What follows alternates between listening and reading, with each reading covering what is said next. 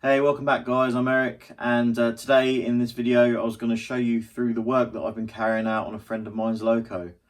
So this is a Northern Ireland Railways Class 101 Hunslet, and it is owned by Paul, a friend of mine who has a YouTube channel called Galgorm Hall. It's definitely worth checking out if you're into your Irish railway modelling. And he sent me this Hunslet model quite a while ago now. Admittedly I've had it for a fair while. When I got it, it was basically just a standard class 20 chassis and a resin body for a kit, and that was it. So it's sort of been a bit of a ground up project, and it's finally ready to go back. I've just finished it off today, a couple little tweaks that I wanted to do, and I'll be getting this posted out as soon as this video is done. So hopefully he enjoys it, and hopefully you guys enjoy watching the video. So here's an up close and personal look of the loco then. As I mentioned before, it's a Northern Ireland Railways Hunslet 101, which is very closely related to British Railways Class 20. Underneath it is pretty much a 20 engine wise and things like that. And it just so happens that in model form, the 20 chassis actually fits fairly well. I've had to do a couple little tweaks, but it goes under there quite nicely. Yeah, as I said, I got this as just a bare basic kit from Silverfox Models, and it was a resin kit, so it arrives looking like a Milky Bar, like so. But yeah, so obviously the first thing to do on the list was paint, and then after paint was sorted, tackle the lighting, things like that. But yeah, so moving on to the paint, I've had to mix the colours myself because obviously I use acrylics. So there's not really much in the way of colour match paints out there like you get with enamels through the likes of Precision Paints and things like that. So I've used reference photos off Google, and I did get Paul to send me a little sample of a paint that he thought was similar, or a close match if you like. I got him to paint that on a piece of plasticard and send it to me. So I've sort of gone as close to it as I could by mixing it with eye. Now it's come out fairly nice. It's a nice shade of blue. The trouble is there isn't that many reference photos out there to actually compare it to that are good enough quality. So I've just sort of done it as best I can. And I think when you look at photos of them online, it's actually come out pretty well. Now, the glazing is a separate item. You have to cut these out yourself. They come on a little sheet, and then you glue them to the outside of the window frames, which is quite unusual. To do this, I've used Glue and Glaze by Deluxe Materials. It's very good because it dries clear and it's quite tacky, so you haven't got to sort of sit there with your finger on the window for ages trying to make sure it stays in place. The same again with the front windscreens, same process there, and yeah, it does the job quite nicely. Also, you get transfers in the kit. You can see we've got the red transfers on the front. We've got the Northern Ireland Railways transfer on the side, and the little 101 decals also for the running number. The only other thing you get in the kit are the nameplates here, which you can see. They are nicely etched nameplates, and this one is called Eagle. But yeah, so we've got the main colour blue. We've got the grey on the roof, which I've also roughly matched from a picture Paul sent me of a preserved one of these that's in a museum. Unfortunately, that one's red, so it's not much help with the body side colours. But I've tried working out from that what colour to do the roof. I've painted the roof fan, just giving it a little bit of black in there. Just sort of helps it stand out a little.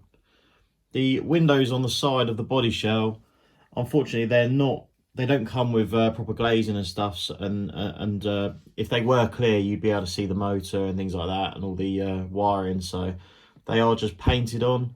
So I've painted these black with the silver outline, a bit like the cab windows, and to be fair, it blends in quite nicely. You wouldn't really know. Also in the kit, you get these little coach gangway buffers to put on.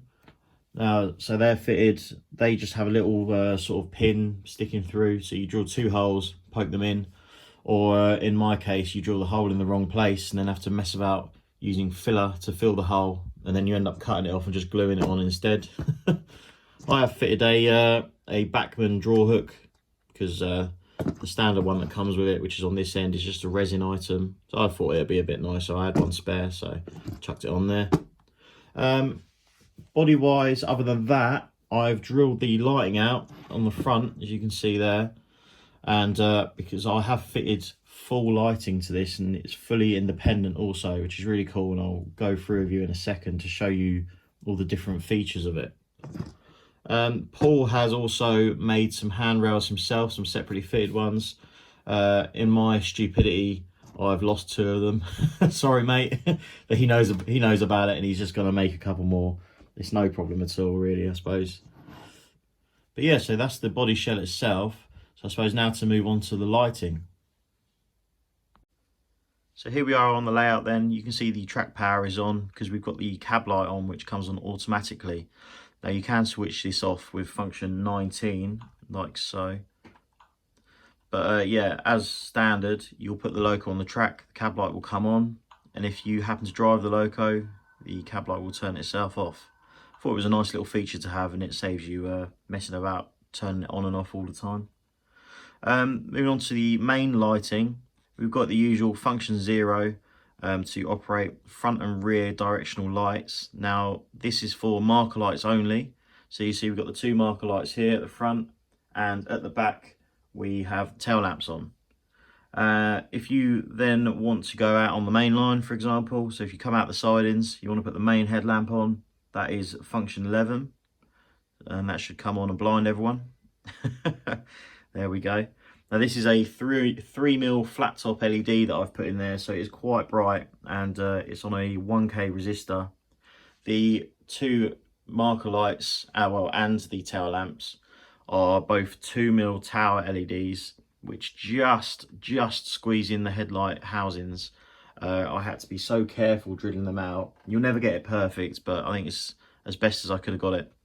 But yeah, so for running on the main line, obviously you'd have your main headlamp on, F11. F11 turns that off as you'd expect. If you change direction, I've put a nice little delay on the lighting, so it all sort of turns off in sequence, if you like. And you see there, we've got the tail lamps now lit. Change direction again, you see the cab light comes on, marker lights come on, then the main headlamp comes on. Now there are limitations on this, so when it's all turning back off again, the cab light will turn off at the same time as the marker lights change. You can't win them all. But yeah, so we've got that set there. So if we turn F11 off, turn F0 off also. If you put F20 on, now that actually turns the tail lights on at both ends. So if you were to stable this in a yard or a siding, you can have your tail lights on both ends like you would in real life. So that's the lighting sort of gone through. We have also gone and fitted sound to this. I've used an Earshoe Lock Sound V5, which is an 8-pin decoder in this. I've had to hardwire it into the model purely because naturally with a class 20 chassis, I don't know if you've ever taken one apart yourselves, but there isn't a lot of room at all. So what I've had to do is hardwire the decoder in, and I've instead used the 8-pin socket that comes with it to plug the body into the chassis so that it's all removable. So the 8-pin socket is 1 wire for each of the headlight functions and the cab lights, and there's also a single plug on the side of the chassis, which is the common positive for all the lighting also.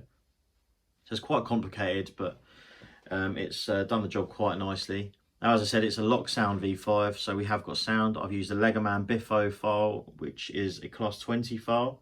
Now, as I mentioned earlier, these are very loosely based on a class 20. They use the same engine and all that, so if you see any clips of them, you'll notice they sound the same.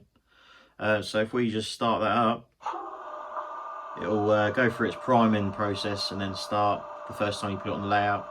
And then from then onwards, it will start straight up. But speaker wise, I've fitted a Rail exclusive, I think it's a Baby Boomer it's called in this. That's at one end, and there's also an iPhone speaker in parallel in one side opposite the decoder.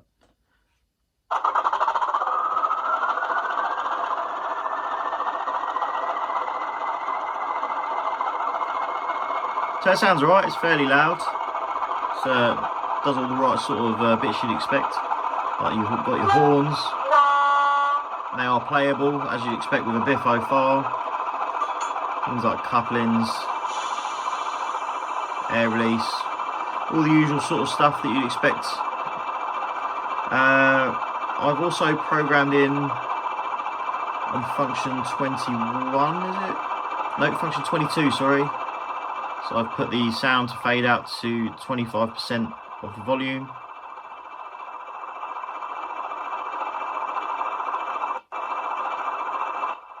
'23, that is volume control. So if you turn this on and off, you've got 5 different settings for the volume itself. So you can see if we cycle through it. So that's quite handy. Function 24 also is a thing I was a bit bored, so I thought I'd put an uncouple shuffle on there.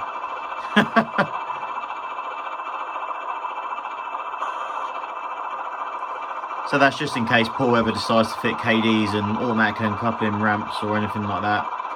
But yeah, so let's give it a little run on the layout, show you a few videos of it in action, and have a bit of fun.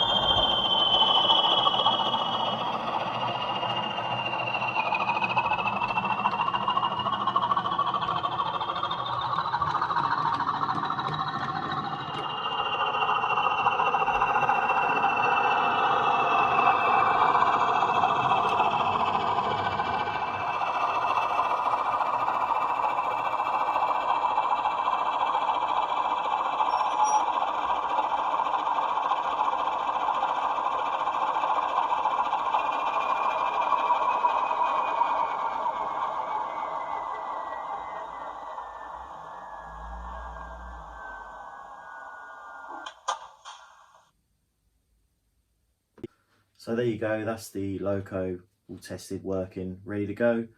Hopefully Paul likes it. It's going to Tim at the scrap line, I believe, first for a bit of weathering, and then fingers crossed it safely makes its way to Paul, who I hope very much will enjoy it and is happy with it. So I will put a link to Paul's channel in the description, so keep an eye out for future videos involving this thing, and I'll also put a link to Tim's channel as well, just in case he does a video on it. But yeah, as for this, I'll get it posted off, and hope it makes it there without being destroyed in Royal Fail's extreme postal service. But yeah, so I'll see you again soon. Thanks for watching.